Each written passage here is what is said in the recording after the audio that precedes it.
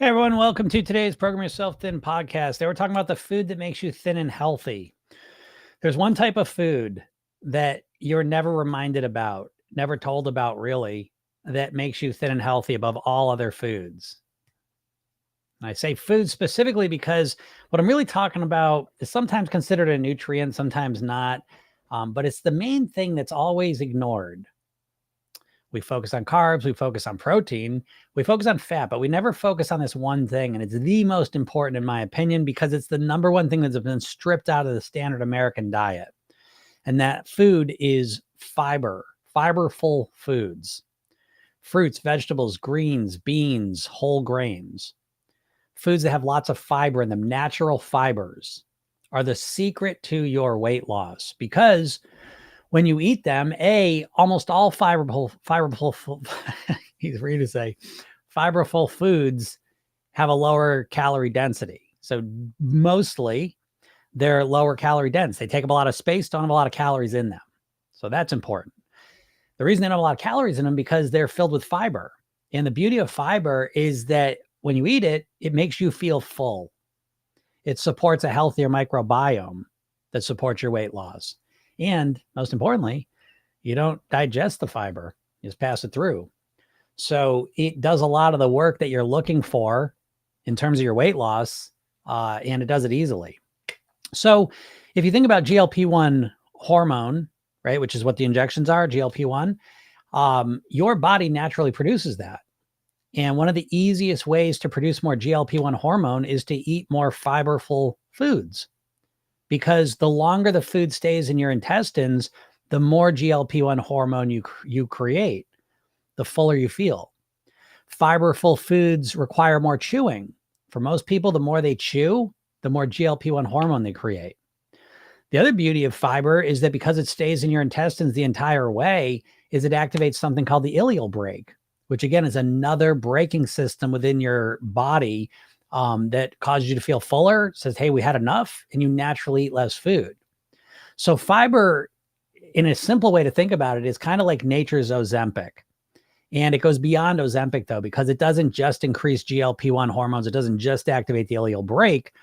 When you consume your fiber in whole natural source form, fruits, vegetables, greens, beans, whole grains, what happens is, in addition to that GLP-1 hormone increasing effect it has on you, you're also consuming a lot more micronutrients than the standard American diet has in it.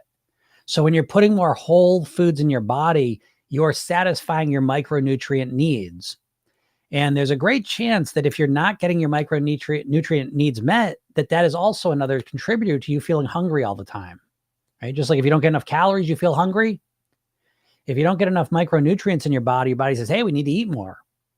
So when you start consuming more fiberful foods in the forms of fruits, vegetables, greens, beans, whole grains, what happens is you're really impacting your body and mind in a very powerful way to reduce your hunger and increase your ability to naturally and easily make healthier food choices. So the more natural fiber you put into your body, I think you will absolutely see that within a week or two, you're going to feel a lot fuller. Your hunger is going to reduce quite a bit. And it's going to be way easier to make better food choices that help you to comfortably lose weight. So give it a shot. And if you want some support doing this mindset-wise, go click the link in my bio or go to Program Yourself Thin and get the free hypnosis session that I made for you. That will help you and support you to do that. Because again, knowing it's not enough, you have to also have the mindset that supports that as well. Deanna says fiber. Yes, it's fiber. And so again, did you know that? If you're in my program, obviously you know about fiber. We talk about it a lot. It's really the hidden thing, I think. I think it's the hidden ingredient for weight loss. And again, it's been stripped out of our diets because it does not process well. So, and it makes you feel full. So again, remember, engineered processed foods are designed to make you overeat. So they don't want to have fiber in them. That's going to make you fuller. You're going to eat less of their bullshit. So fiber really is your secret weapon. It certainly is mine. And the more fiber you eat, again, it's just magical effect, I would say. What's up, Carrie? How's it going? Yes, you did catch me. Carrie knew it was fiber. That's funny. Less insulin spike too. Yep, absolutely. What's up, Tabitha? How's it going? I sound sick today. Am I okay? Wow. Good eyes, Tabitha. I'm okay. I'm not too great. We had to put my dog to sleep last night, and that was awful. Dog I've had for 13 years, so I was super sad. So probably the after effects of that, but yeah, but doing okay. It wasn't a huge surprise. She's kind of been sick for a while, so I would say that kind of, you know, I don't know, acclimated to it a little bit over last month, I would say. What's up, Joy? Yeah, Deanna says trainers so focused on protein, and that did not make me less hungry. Yeah, the protein thing again, I would say, the protein thing is it's protein's important. I want to make that clear, but it's not as important as you think. I don't believe. I know everyone has their own beliefs, so I'm not going to get into this, but I do not believe protein is as important as the diet world would make you think right now. And I think there's a huge industry pushing protein because the meat industry is huge. I think the protein supplement industry is huge.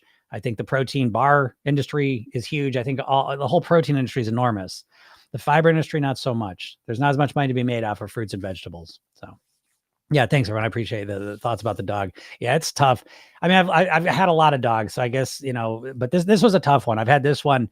Got her literally like a month before I had my son, so she's been there the whole time that I've lived in this house. So, but I will say, like on the flip side, she was 13. She was little too. And so I don't know. Well, they say little dogs live longer, and I think that can be true, but she was a Boston Terrier. And I think sometimes these dogs that are these bred dogs, that are bred to not be the healthiest, but they're bred to be really cute. She was the cutest dog ever. But yeah, she got hit with an ear infection. She got hit with an ear infection like 4 years ago, and I thought that was the end of it. It really, really messed her up.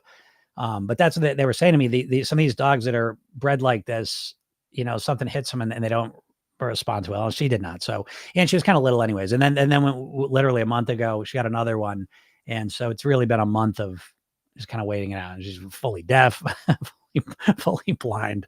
She was having a tough time of it at the end. So it's always hard, but there is at least hanging my hat on, the fact that she's out of her discomfort and pain. So at least there's that. Yeah. Thank you, Denise. I appreciate that. Yeah. Dogs are families. Yeah, for sure. Right. No doubt. No, absolutely part of the family. It was tough. And I'm very thankful again. I try to look at the things I'm grateful for is that my daughter was able to come up and we were all kind of able to be with the dog and, get to take care of, but it's very tough. And I do know, like, I have another client and she literally, I was going to talk with her yesterday and she had to put her dog down. So that's so weird. That happened both of us on the same day. So yeah, it's always tough, but I appreciate the well wishes there. Yeah, Tab says I can sense people's emotions pretty well. Good job. Yeah. Sorry for your loss. Yeah. Appreciate that. Yeah.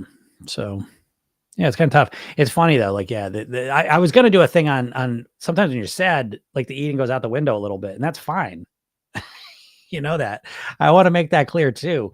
My eating today has not been great, and nor should it be. Like, I was up kind of late and whatever. It's emotional, but just want to share that with you.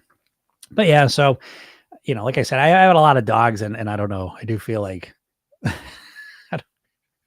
I don't get the emotions. I always say I don't know if I'm emotionally the healthiest person in the world. So, I don't get that stuff, but anyways, so I don't know. Maybe today's not the day to talk about weight. So maybe let's wrap it up.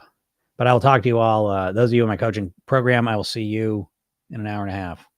And yeah, be there, be square. So other than that, yeah, going to push it on. So all right, talk to you all soon. Have a good day. Bye.